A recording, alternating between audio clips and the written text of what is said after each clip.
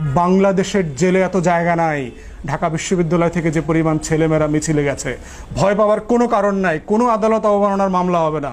Police সব মামলা তুলে দেবে। বিচার বিভাগের সব মামলা বাতিল করে তুলে দেবার ইতিহাস বাংলাদেশে আছে। আপনাদের নামে বাংলাদেশে ইতিহাস তৈরি হবে। এই শিক্ষার্থীদের নামে বাংলাদেশে রাস্তার নাম তৈরি হবে, গ্রামের নাম, জেলার নাম তৈরি হবে। ৭১-এর মুক্তিযোদ্ধা ব্যবসায়ীদের নামের মাইলফলক পরিবর্তন করে দেওয়া হবে।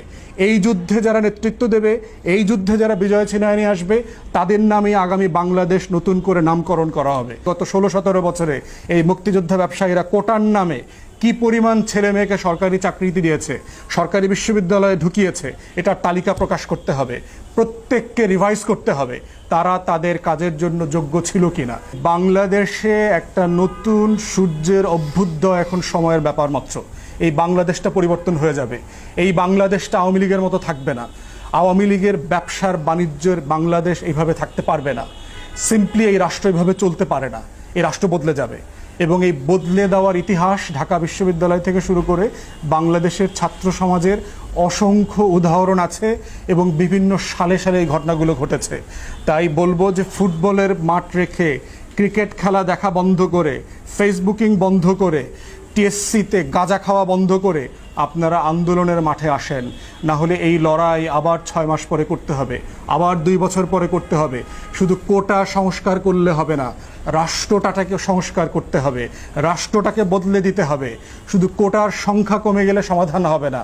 আবেদ আলীদের মতো এই যে বড় বড় বাটপার আওয়ামী সিন্ডিকেট টিএসসিতে বসে আছে, তাদের প্রশ্ন ফাঁসের চক্রান্ত বন্ধ করতে হবে। তাদেরকে প্রশ্ন কেনা বিচার, ব্যবসা বাণিজ্য বন্ধ করতে হবে। এবং আমরা একইভাবে দাবি করছি, গত ১৬-১৭ বছরে এই মুক্তিযোদ্ধা ব্যবসায়ীরা কোটার নামে কি পরিমাণ ছেলে মেয়েকে সরকারি চাকরিতে দিয়েছে, সরকারি বিশ্ববিদ্যালয়ে ঢুকিয়েছে, এটার তালিকা প্রকাশ করতে হবে। প্রত্যেককে রিভাইজ করতে হবে তারা তাদের কাজের জন্য যোগ্য ছিল কিনা। এটার মধ্য দিয়েই হচ্ছে আমাদের স্বাধীনতার ঘোষণাপত্রের যে আকাঙ্ক্ষা, একটা গণপ্রজাতন্ত্র গড়ার, সাম্য, মানবিক মর্যাদা এবং সামাজিক সুবিচারের ভিত্তিতে একটা বাংলাদেশ গড়বার যে আকাঙ্ক্ষা আমাদের ৭১ সালের আমাদের মুক্তিযোদ্ধারা প্রকাশ করেছিলেন, সেই আকাঙ্ক্ষার লড়াইটাই প্রকাশিত হবে এবং প্রতিফলিত হবে। আমরা সেই লড়াইটা চালিয়ে নেওয়ার যে দায়িত্ব শিক্ষার্থীরা এবং ছাত্র সমাজ নিয়েছে, আমরা আশা করব আপনারা এই দায়িত্বটা চালিয়ে যান। আপনাদের কমরেড সহযোগীরা যারা আহত হয়েছে তাদের পাশে দাঁড়ান, ভয়কে জয় করেন। মনে রাখবেন জহির রায়হানের যে সে ফেমাস উপন্যাস, আগামী ফাগুনে আমরা দ্বিগুণ হব। বাংলাদেশের জেলে এত জায়গা নাই। ঢাকা বিশ্ববিদ্যালয় থেকে যে পরিমাণ ছেলেমেয়েরা মিছিলে গেছে, ভয় পাওয়ার কোনো কারণ নাই। কোনো আদালত অবমাননার মামলা হবে না।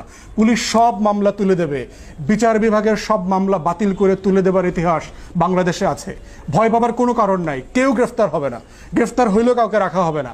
আপনাদের নামে বাংলাদেশে ইতিহাস তৈরি হবে। এই শিক্ষার্থীদের নামে বাংলাদেশে রাস্তার নাম তৈরি হবে, গ্রামের নাম, জেলার নাম তৈরি হবে।